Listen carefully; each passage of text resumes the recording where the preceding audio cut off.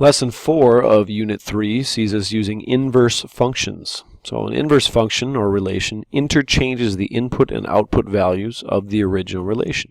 This also means that the domain and range are interchanged. So I've got a table of values here, another table of values here. This would be my original relation. I've got the x's listed here, the y's listed here.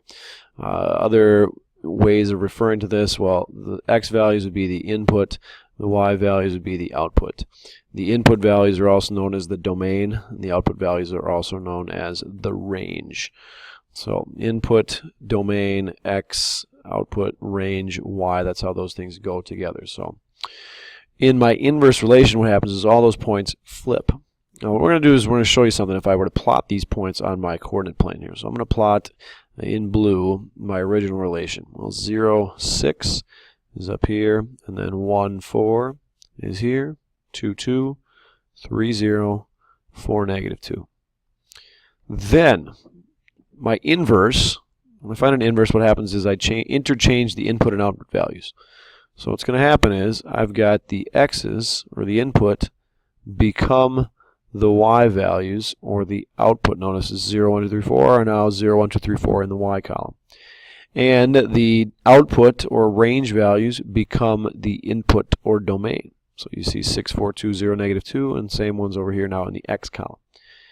Now watch what happens if I plot these 6 points in that order using red dots. Well, 6, 0 is right here, 4, 1 is here, 2, 2 is here, 0, 3 is here, and negative 2, 4 is right here. Now looking at those dots, you might notice that there are a couple of axes of symmetry.